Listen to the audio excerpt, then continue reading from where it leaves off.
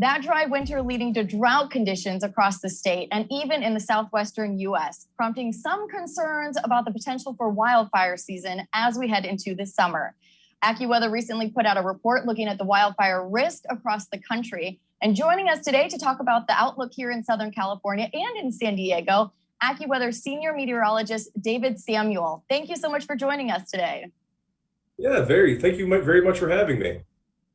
Absolutely. So as you know, this past winter and spring have been historically dry across the West and of much of California, receiving about half of its average precipitation for the water year. David, your report suggests we're preparing for another potentially historic wildfire season. Yeah, unfortunately, it's going to be closely tied to that lack of rainfall we had over the wet season. Missed out, really, like you said, many places even less than half of the average rainfall throughout the course of the year. So very dry conditions out there, and it looks like we're in for a hot, dry summer across much of the Southwest, and we're going to likely see an above-average fire season once again. Of course, fire season just starting to get underway now, can run right through the fall. So, yeah, we're looking at another active season. And last year, of course, we know was a record-shattering wildfire season in California with over 4 million acres burning in the state alone. After 2 consecutive dry years for most of California, San Diego actually was lucky enough to have a wet winter or wet spring last year.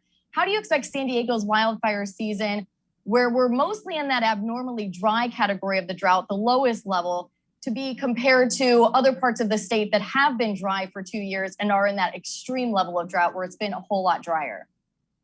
Yeah, that's a good question. Yeah, looking back at last year, California, we had 5 of the top 6 fires, the largest fires ever occur last year. So hopefully not a repeat of last year. Obviously, we said 4 million acres burned. To fine tune it into San Diego, there's a few other factors. Like you said, we did have wet weather a year ago, but then over the past year, we've seen some drier conditions. So that's kind of slowed down the growth of vegetation. So maybe there's a little less vegetation out there than there would be in a normal year. And of course, it'll grow throughout the winter and spring months and then dry out as we see our dry season through the summer. Also, we're looking at the water temperatures offshore. They're very cool. So we think summer temperatures will be a little more moderate compared to much of the rest of the state. The interior will be very hot.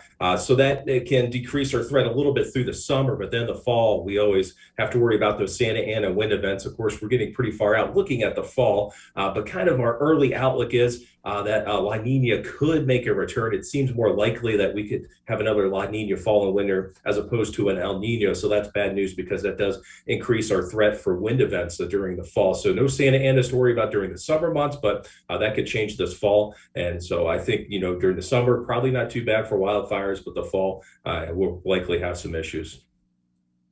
Yeah, that's right. Our Santa Ana season ramps up in the fall, and that's when the worst wildfire conditions come here in Southern California. It's interesting that you mentioned the water temperatures. Last year, we had record warm water temperatures, 80 plus degrees offshore, and then all-time record high temperatures set on land, kind of going all in together. So seeing the cooler ocean water temperatures, you think is going to impact our temperatures during the summer? Do you think that will help with the wildfire season in the fall months, even with Santa Ana conditions and the dry brush that already exists out there?